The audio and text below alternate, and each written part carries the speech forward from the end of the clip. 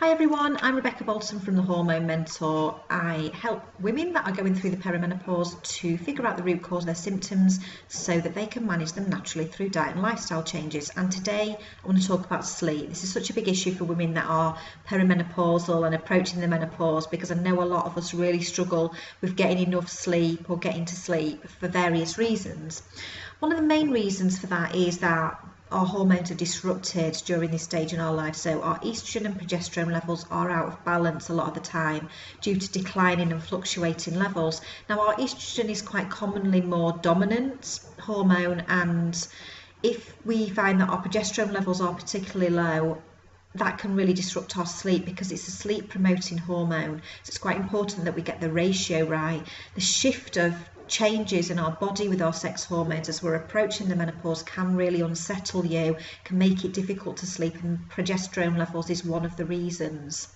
Now, one of the other reasons is stress, because often we do feel quite stressed, just general daily life stress, or if we're just struggling with other symptoms of the perimenopause or we've got a lot going on. Being stressed can really affect your sleep patterns as well, because what happens when you're stressed is that your body releases cortisol to help deal with that, and high cortisol levels does have a big impact on sleep.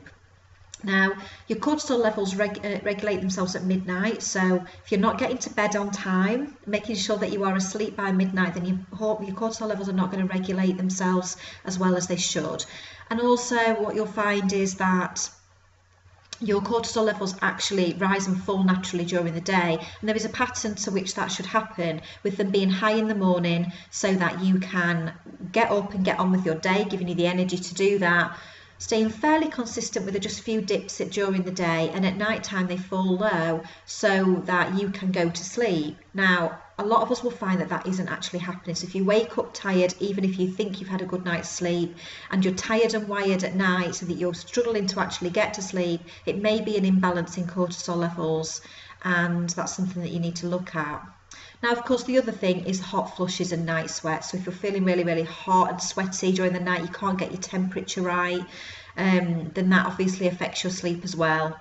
And that's a really, really common one. Now, what you often find is that even when the flushes calm down and you feel like you're getting your temperature back to a normal level, that the adrenaline surge that's caused by the hot flushes makes it difficult to go to sleep. So that's something that is quite difficult as well. Now, the other things are, things like what we're eating. So whether you're eating too many stimulants too late on during the day, if you have a lot of sugar in your diet, that can affect your sleep because of the blood sugar imbalances, too much caffeine.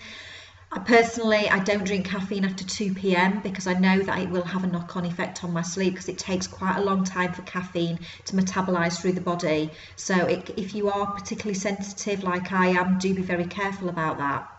Now, I've talked a lot about what it is that causes it, but what can you do to help prevent, this insomnia or waking up in the night? Because I know that's why you're really watching this video. So, there are simple things that you can do. So things that you can introduce into your diet. So things like phytoestrogens, which help to balance out the ratio of estrogen in your body. Things like soy, fermented soy, flax seeds, thinking about temper and different things like that which you can have in your diet. I find flax seeds are a really good one because you can add them into a smoothie or on some yogurt or something like that. They naturally help to balance out your estrogen levels and help your body to detox them. So, or detox any additional ones that you're wanting to get rid of so that they are leveling out the ratio with progesterone. Also thinking about increasing your progesterone levels.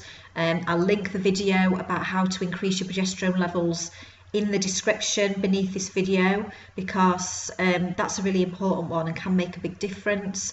Also thinking about sleep inducing foods, so things like tryptophan, a nutrient which naturally helps to metabolize serotonin and melatonin in your body, those hormones which help to promote sleep. Melatonin is the hormone which will tell your body it wants to go to sleep, so it's really important that you're getting enough of those kind of foods. So things like bananas and turkey and things like magnesium rich foods as well, which helps to calm the mind, are all really important. Now, magnesium you find in like beans, pulses, nuts and seeds, green leafy vegetables. So lots of different ways that you can get more of that in your diet. So a magnesium salt bath is a really good one. Having a magnesium salt bath before you go to bed, or 2 or 3 times a week, to help get those magnesium levels up. It can really help to relax and calm you and promote sleep. So that's something that I personally do regularly, and maybe add a bit of lavender in as well if I'm struggling with sleep. Another thing that you can do is think about a bedtime routine. So for me, the bath time is something that's part of my bedtime routine a few times a week. So I'm thinking about turning off those blue lights at least an hour before bed, because that does affect your ability to go to sleep. I'm thinking about making sure that I go to bed at the same time every night, so that your body knows that it's time to go to sleep.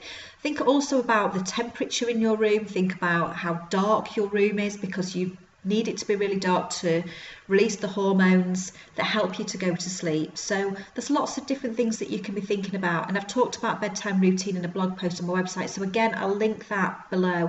I know I've talked a lot about lots of different things today, but it really is a bit of a balance and not just one thing when it comes to sleep.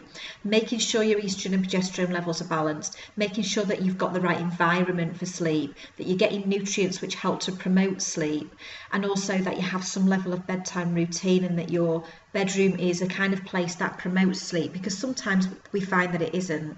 So if you've enjoyed this video, then do let me know in the comments below, and click subscribe so you get notified about the other videos that I release once a week. And also check out the posts and videos that I mentioned earlier, which will help you to increase your progesterone levels, and also think about a good bedtime routine. There's some good tips in there. If you are wanting to make some changes to your diet but you don't really know where to start, then I do have a hormone balancing recipe guide which you can download, and the link is included below. So take care, and I'll be back next week.